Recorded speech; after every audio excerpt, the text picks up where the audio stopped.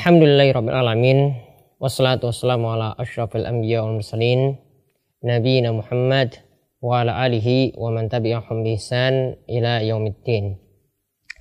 Para pemirsa, kita kembali melanjutkan pembahasan dari kitab Al-Ghaya wa Taqrib matan Abi Syuja, dari apa-apa yang dijelaskan oleh Abu Syuja tentang fikih Islam, ya, tentang fikih Islam. Saat ini kita akan menginjak pada pembahasan tentang sholat.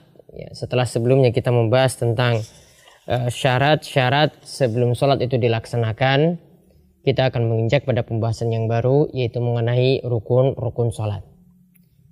Al-Qadi Abu Syuja menyebutkan bahwasanya rukun sholat itu ada 18. Kita akan melihat satu persatu secara ringkas apa yang dimaksudkan oleh penjelasan beliau. Yang pertama, beliau katakan yang termasuk rukun sholat itu adalah berniat. Kita sudah mengetahui bahwasanya ketika kita melakukan suatu ibadah, kita mesti berniat. Dan niat ini maksudnya adalah al-ilmu atau al-qasdu. Kata para ulama, niat itu adalah berilmu atau bermaksud untuk melakukan sesuatu. Artinya ketika seorang itu sudah bermaksud melakukan sesuatu dalam hatinya, maka dia sudah disebut berniat tanpa melafazkan dengan lafaz-lafaz tertentu.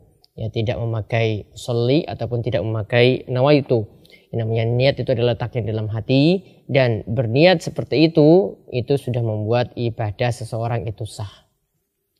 Sebagaimana sabda Nabi SAW, innamal a'malu binniyat, sungguhnya setiap amalan tergantung pada niatnya. Nah, itu rukun yang pertama.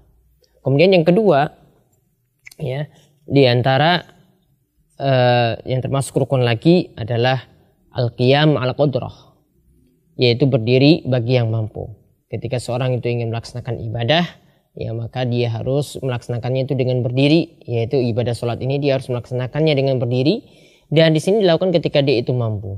Artinya di sini ketika saat tidak mampu, maka dia melakukan sesuai dengan kondisi atau keadaan dirinya. Namun ketika dia mampu berdiri, maka harus berdiri. Ketika dia mampu berdiri, maka harus berdiri, tidak boleh saat dia mampu berdiri maka lalu dia mengerjakannya dengan cara duduk. Nabi SAW itu pernah mengatakan, sholli qa'iman fa illam tastati' fa qa'idan fa illam tastati' fa ala jambin.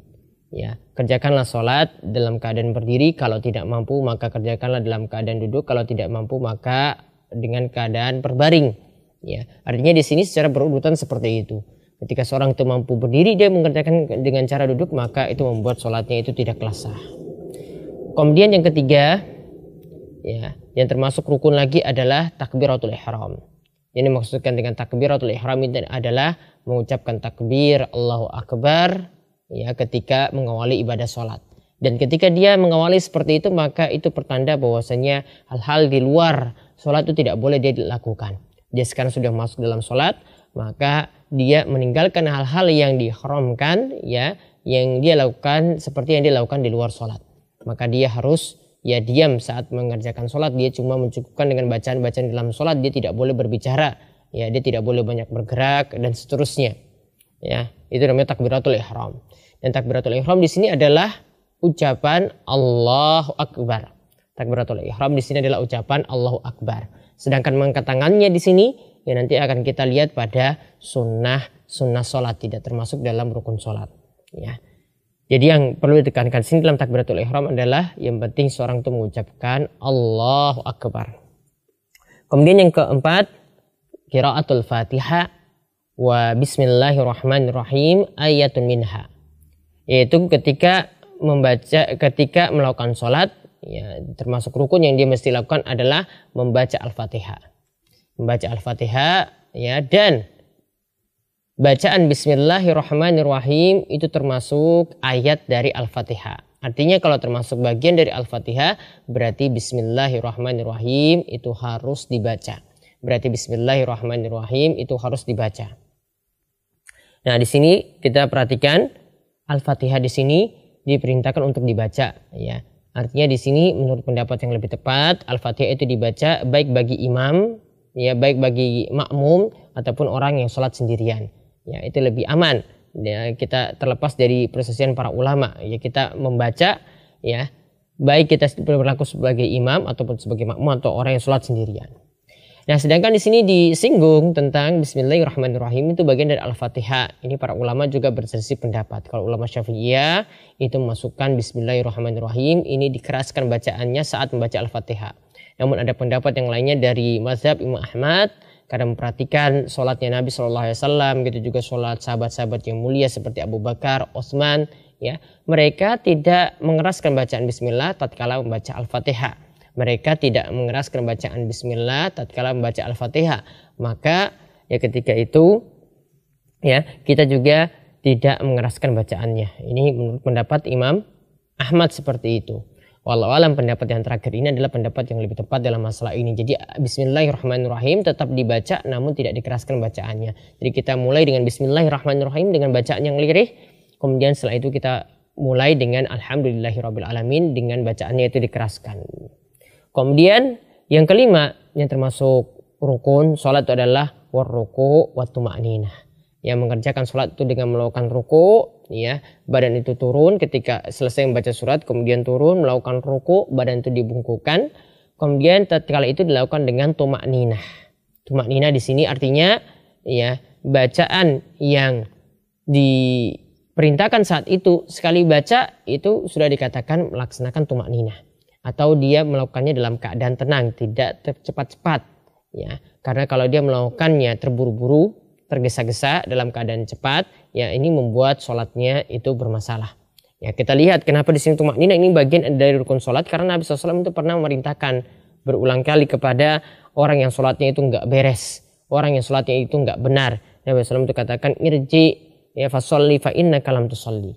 Ya, kembali kerjakan sholat, ya sholatlah karena tadi engkau itu belum sholat. Ya, Nabi SAW itu ulangi lagi irji ya fasolli fa innaka lam tusolli. Ya, kembalilah, ya kerjakanlah sholat karena sebelumnya itu engkau tidak mengerjakan sholat dengan benar. Diulang lagi sampai ketiga kali baru Nabi SAW itu ya dia mengatakan pada Nabi SAW walladzi ba'atsaka bil haq, ya demi yang mengutusmu dengan benar, ma uhsinu ghairahu fa'alimni, ya maka aku di sini tidak bisa mengerjakannya selain daripada itu. Dia mengatakan kepada Nabi SAW, maka ajarilah aku sholat. Nabi SAW itu mengajarkannya kepada dia itu sholat, ya karena sholatnya itu nggak beres, diantaranya itu karena tidak ada tumakninah. Maka Nabi SAW perintahkan, ya isakumtu ila sholat, isakumta ila sholat, fakabbir, jika engkau itu berdiri mau melaksanakan sholat maka bertakbirlah. Lalu summa qra' ma tayassara ma'aka minal Qur'an, lalu bacalah yang mudah bagimu dari Al-Qur'an. Dan dalam riwayat Ibnu Hibban dikatakan yang mudah dari Al-Quran di sini adalah bacalah Al-Fatihah. Kemudian sumarka hatta tatma'inna raki'an. Kemudian lakukanlah ruku dan lakukanlah ruku itu dalam keadaan tumakninah. Sumarfa hatta ta'tadila qa'iman. Kemudian bangkitlah dari ruku, ya berdiri tegaklah, kemudian sampai engkau melakukannya dengan tumakninah. Sumasjud hatta tatma'inna sajidan. Kemudian lakukanlah dengan sujud sampai engkau itu melaksanakannya ya dalam keadaan tumakninah. Ya sumarfa hatta tatma'inna jalisan. Kemudian bangkitlah dari sujud, duduk antara dua sujud sampai engkau itu melaksanakannya dengan tumakninah. Sumasjud hatta tatma'inna sajidan, kemudian sujud lagi dan engkau untuk melakukannya dengan keadaan tumakninah. Sumaf'al dzalika fi sholatika kulliha. Lakukanlah seperti itu dalam sholatmu seluruhnya. Maka di sini para pemirsa lihat Nabi SAW itu memerintahkan dia mengulangi sholatnya dan mengajarinya ya bagaimanakah sholat yang benar. Dan di dalamnya di situ Nabi SAW itu menyebutkan sholat itu harus tumakninah dalam ruku, dalam i'tidal, dalam sujud, dalam duduk antara dua sujud harus dilakukan dalam keadaan tumakninah, yaitu dalam keadaan tenang, tidak boleh tergesa-gesa. Nah, ini yang kita bahas ya sampai pada poin kelima ya tentang masalah rukun sholat. Insya Allah nanti pada poin ke-6 dan selanjutnya kita akan temukan lagi pada pembahasan selanjutnya. Wabillahi taufik wal hidayah. Wassalamualaikum warahmatullahi wabarakatuh.